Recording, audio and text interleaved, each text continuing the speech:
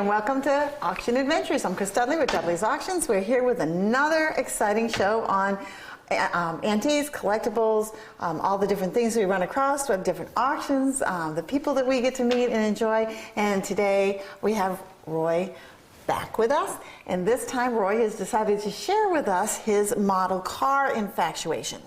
I guess that's one way of calling it. That's a really very good word for it. Yeah, and I know that model cars is just one of your infatuations. Marbles is a large one for you. Sure. And then there's another one. I also literally play with pressed steel trucks, Tonka, Marx, Structo. We'll do that another day. Buddy Max, Buddy L's, right? Buddy L's, is that one? Buddy L's, yeah. That's cool. Yeah, we'll definitely do them. But we'll talk about these today because these have a history all of their own. We're talking model cars, things that I used to terrorize my brothers with. Tell me about some of you. You've got them all lined up this way because... Well, I started out the front there. This one, let me use this if it works. The little white car, I just built that one from an original kit. That's probably a kit from '58, but it's of a 32 Ford. It's probably the most popular kit that anybody ever made. These are all AMT, which stands for American Metal Toy, and they only ever made one metal toy and then switched to plastic because of the end of the war. They were in business from about 46 or something like that on. But the golden era for AMT and model cars in general is 58 through about 62. Now, didn't you tell me that there was like 58, 59? Yeah, that's probably 58 or 59, but this is the first what they call annual kit. These are of cars that were being produced that year. And the model car craze started from what they call promos, which was pre-built, already done for you, and they gave them away at car dealerships. And actually, at the time, Ford especially actually were paying to get these models built, and their slogan was give small, sell big. Oh, there you so they go. gave a small one to the kid and sold the dad a new car. There you go. So this is 58, 59, 60. These are both 61s because in 61 they started making the compact car when GM came out with the Corvair and Ford came out with the Falcon. It was a whole new market segment that was the last time where the manufacturers of the real thing really had something totally new to promote. Wow. So that was, things were going. And so they would use model cars as part of their promotional processes. And that stuff that's out there in front of that box, all these pieces go in that box. All those pieces are for this one box. Now this is remember this is 1961, so that's 50 years old. Never been, most of the parts still on the little trees that they were hanging on. Absolutely like it was brand new with the decals. The decals, the instructions, the mail back. Yeah, had a little, how do you like our models? What should we change? At that point, American manufacturers were still trying to please their customers. That's funny. Now, one of the things that we talk about when we talk about value is rarity and condition. Yes. And in model cars, the fact that you have all these pieces and parts here actually must affect the value. Absolutely. That kit has these two little chrome wheels right there. The little get chrome another wheels? little red lights dancing. There's two of those missing. Until I get those, I just basically got to hang on to that kit because no collector, there's two different segments in model cars present day. One is the collector guy, which is going to want that with every single piece perfect in it. Right. And he'll never build it. He just sits there and looks at it. The box is almost as important as the model. Right. And then there's a large group of guys that, like myself, who built cars as a kid, 10 years old, that are now 60, 65, Baby and boomers. they're building cars. You know, some are buying new kits, some are buying those. That kit right there, once I get those two wheels, would probably go on eBay for around $150. Wow. And if you look at the box here, on the end, it has $139. That's what it sold for new, $1.39. $1.39. And now it's worth that many dollars. Now, when somebody's out searching, because I know that a lot of times people will go out yard sailing, looking for things at thrift shops or what sort of thing, what are they supposed to look for? I mean, is there some marking somewhere that makes one more valuable than the other? There's a couple quick ways to tell. If you look at that box, you really can't recognize the cars on the top or the front. But if you look at the end, they'll have a little sticker right there that actually shows what car is in the box. That also sealed the box. So when you find a box like that, especially if that seal is unbroken, that means it's a brand new kit. Ready to go. But they haven't used those since the 60s. Plus, if you think it's old, the one thing to be sure, if you look for a zip code on the box, you'll see the addresses on all these boxes written out, but no zip codes. Right. So that's a good indicator. And barcodes, you definitely don't want to buy a barcode. No barcodes, yeah. Even those, I mean, time's just ticking along, and we're we're starting to collect things. I know a lot of the baby boomers, we talk about mid-century modern furniture, art, lamps, clothing, jewelry, but that mid-century modern has affected the model industry as well. Absolutely, absolutely. And the golden era for models is mid-century. Yeah. I mean, 58 was, I mean, there was a lot of different manufacturers competing against each other. They saw what AMT was doing, and they had it wrapped up with Ford. So Johan, another company, and they're all from Michigan, from the general Michigan area, because of the automotive industry, came out and started and worked a deal out with Cadillac and Chrysler. So they took a lot, and everybody made Chevrolet stuff because they were the number one car at the time. Well, I know that you'll start a collection. How many pieces do you have now? You know, I've never counted them. I've got bags of wheels and tires. It grows on you. You buy a kit to build, and sometimes you don't even get around to building that kit because there's something from that kit that you want for this kit. But for me, what I enjoy doing, and I'm one of the few guys that seem to think it's important, I like to buy them already built, like this one here. This was built by the boy that owned this car in 1958, and I bought it this way, and you can see it has a lot of the decals and everything. Patina, the decals. I mean, it looks, you can look at it and see it's old. Yeah. And you know what? We're going to go over and we're going to talk about why you buy it like that and how it ends up looking like this when we come back. I'm Chris Dudley with Auction Adventures. We're here with Roy. We'll be back and we'll talk a little bit more about our model cars. All right, we'll see you in just a few.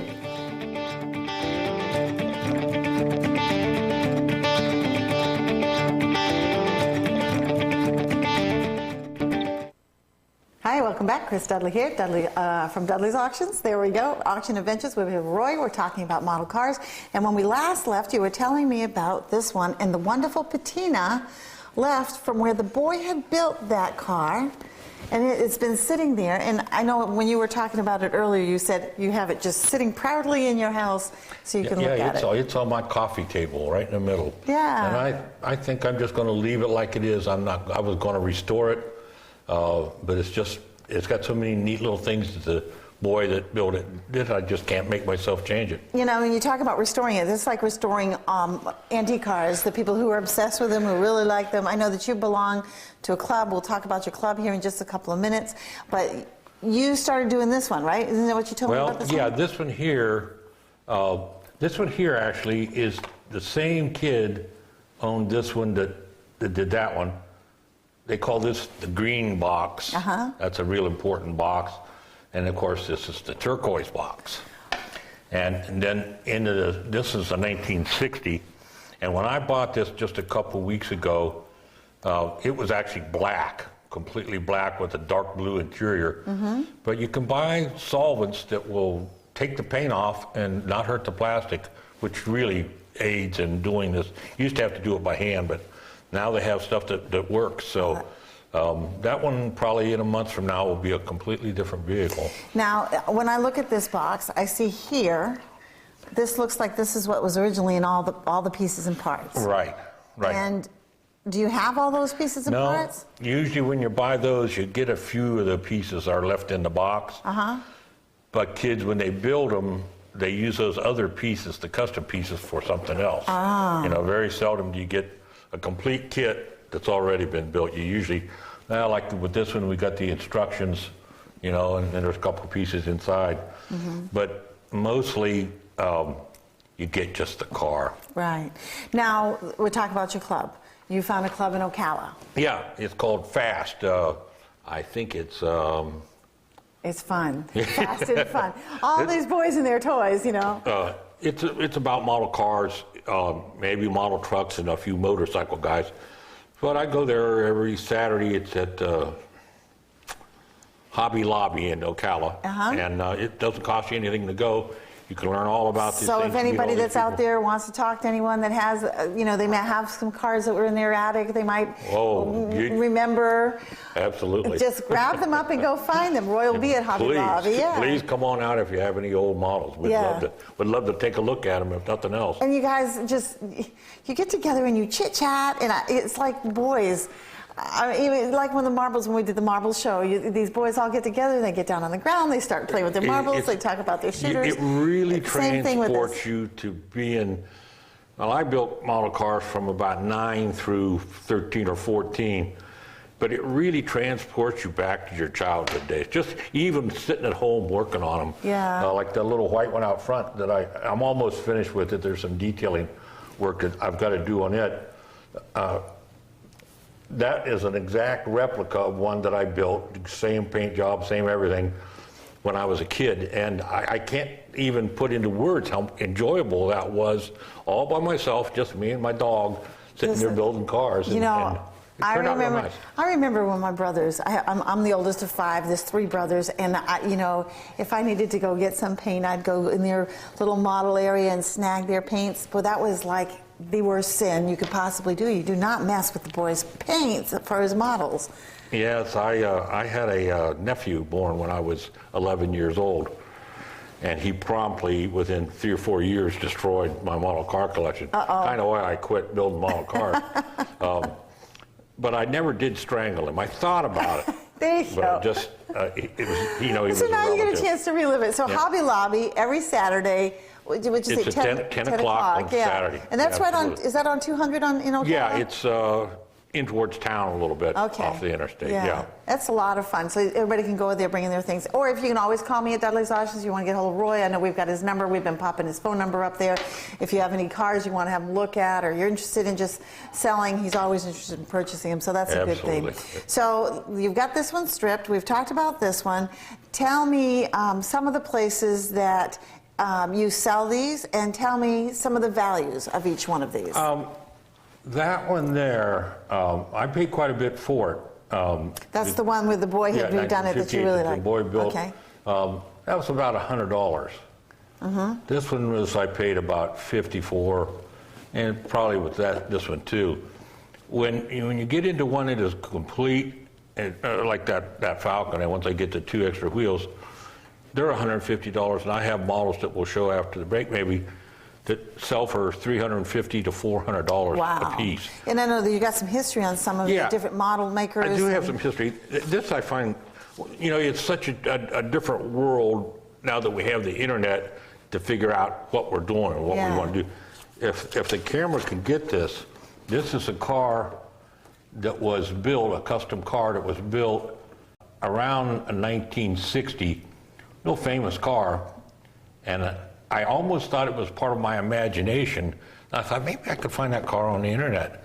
And by golly, there it was. Now this is a car that was an original car or a model car? This is a real car. It's the first remote control real car that anybody ever built. Electronic Exonic. That's really cool. And this was made out of a 1957 Corvette, which I have sitting on my workbench now, and I'm going to build this car.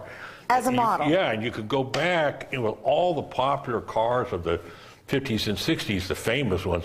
One called the Hirohito Merc is a real famous custom car, and you can get pictures right there on the internet of all those cars and build models from them. And when I was a kid, you had to go buy a magazine if you got lucky and had the car in it that you wanted. So it's kind of a neat, a little something that's changed the hobby. Right. And then when we talk about parts and pieces, a lot of times people will say, well, it's not all together, so I'm going to throw it away. It's just an empty box, I'm going to throw it away.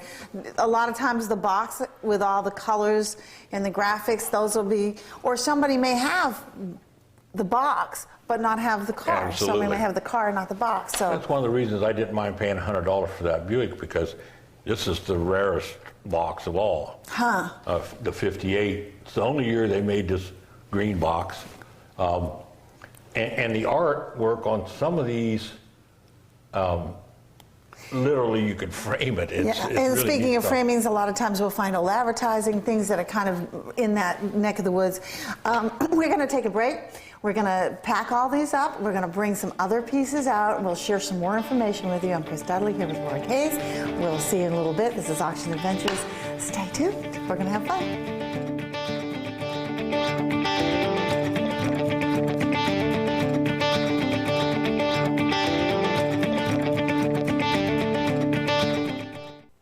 Okay, boys and their toys, here we go. Back again with Roy and his models and all the pieces and parts. And he saved the best for last because you're telling me that these are the ones that have the great value and they're highly sought after, and supply and demand, affects everything. And I just think this one's the coolest, the Beatnik. Probably one of the most famous custom cars of all time. Beatnik Bandit. Yeah. Now, why is this? That was one of the creations of Big Daddy Ed Roth, who passed away just a couple years ago. I know he's got all of his race car buddies here. Is that what those are? Those are all different people involved with the model industry and the real car industry. The manufacturer of these model cars went out and hired these big name customizers and racers to work for them. I mean, they literally gave them full-time jobs. Wow. And then there's the price tag right there. Yeah. Is that like $1.48, Department 6. Now this is a Revel, R-E-V, is that the name? I wanted to show a couple different manufacturers. Okay. Revell is how they pronounce that. Yes. It actually is now a French company and had something to do with France back then, but all the models were made in the United States. But they kind of did a different thing. They weren't one of the ones that built the promos. They started out as models. Oh. So they're a little bit different. Now, but you can see they had some really detailed kits. I mean, if you could see, I'll hold that up a little bit. If you see it, look at that. Those are parts of the engine? Or is this all the chrome? That's mostly engine and wheels is usually what's on the chrome. There are so many parts. Now, the more parts, the more expensive? Not necessarily. If something was unusual, it sold a lot of models. That kit was so famous that when the model industry kind of made a comeback in the late 90s, and some of the smaller companies, AMT was bought out by Hasbro, I think. They've all changed. They bought and sold companies to each other, and they reproduced that kit, so that has kind of driven the value of that original. It looks identical kit-wise. The box is a little bit different. So how much is this? Oh, that's probably a $100 kit. Okay. Because it's in perfect condition. That's amazing. All the decals and look like they still work. And then this one here, this is a MPC, it's called Model Products Corporation. They all kind of had similar names because they wanted the kids to be confused as to who is who. Mm-hmm. They kind of outsell each other. They made the deal with Chevrolet. So this is one of the first, the 32 Ford we had out earlier, this is one of the first Chevrolets. You could get one of those little cars. And if you'll check the price tag on the end of this one. 69 cents. Yeah, it was on sale. Now, people will try to remove them and hurt the box. Just leave it. Yeah, leave it. Just leave it. If anything, a local hardware store that used to sell models almost makes it more valuable as long as you can tell what it was. Well, like if the one came from Inverness and had the 5 and dime, because I remember when I first moved here in Citrus County, the 5 and dime was right down where Stump Knockers is And now. a local collector guy, not a builder, but a collector would like that if he was here locally to be able to find an original 50s or 60s kit with a local store on it would just be, he'd be calling all his friends, That's what boys do, right? Yeah, I mean, that's why you do this stuff, is to show your buddies. Yeah. Then these, we go back to AMT with these two kits here. These are kind of my pride and joy. I keep saying I'm going to build these, but they're so valuable, I almost can't make myself do it, but I will. Yeah. Now, how much difference does it affect the value? If you've got the box and you build the box, does it change the value a whole lot? Either one of these I have seen sell on eBay anywhere between $300 and $400 each. If you built this car, painted it and built it, if you don't paint it, that's good because you can take it back apart. Right. And a lot of times collectors will actually put them together with no glue just to kind of see what it looks like. But if you paint it, put it all together, it makes it a $75. Right. So it really hurts the value of it. These two kits, I'll probably build at the same time. What made these famous and expensive is, well, on the front they look the same. Right. But if you look at the end, because it was the ends usually that would show you what's in there. It's always the end. You always want to look at the end of the box. This one is a Ford with this little go-kart right there. The go-kart alone I've seen sell on eBay for $70. That's amazing. Yeah. And then this one has a Triumph motorcycle. This is a Chevy with the Triumph motorcycle in it. See if I can get that right there. Yep. And either one of these, they have so many parts, we didn't even try to It's like getting two models for the price of one. And that was part of the reason these were popular back then, and also now. And the price of these models goes up as the rarity. And these were so popular that they all got built. Right. So there's very few of them that made it through without being put together by a kid with a can of roofing paint, you know. But like I say, to me, these are the neatest models I have. These two here, and it's only because they are so rare. But I'm still the kind of guy that I think that I sort of have this obligation as a model builder, as a kid, to build these models. Yeah. And that's what they were made for. And collecting's fun. I enjoy doing it. But the building of these things can and that's really what the be joy is, because a lot of times we'll go out and we'll do talks to groups and women's groups or whatever, and I tell people, use your items, enjoy them. Yeah, I mean, absolutely. really, if that's what you love, then do it. Take the time, do it. Don't set it aside for another day. Don't wait. Don't wait and put it aside for somebody else, because I'm going to get it when I go in there and clean out the estates. We'll pick it up, we'll tell it, and then we'll share it with somebody who really wants to do it. But please enjoy. All too often, collectors get to the point where they want to have a better one of something that somebody else has got. It's sort of competing with the Joneses. Right. The reality is, if you're going to collect anything, collect something you really, really like. And then you can, and enjoy. No matter what, you can't lose. Right. You know, because you got the level of enjoyment, and it's not about the value, it's about the love. Absolutely. Yeah. Absolutely. So again, we're going to go over this real quick. Hobby Lobby on Saturdays, 10 o'clock up on Highway 200 in Ocala. Roy, give Roy a call. We have his number up there. If you can't find Roy's number, call me over at Dudley's Auctions. I'd be happy to share it with him. He's always interested in talking, sharing stories, buying, selling, whatever it works. Let me know. This is Chris Dudley and Roy Kay saying goodbye. We'll see you again next week. I'll have another exciting collection talking about stories, auctions, and what an adventure our world is. Thanks so much. We'll see you again soon.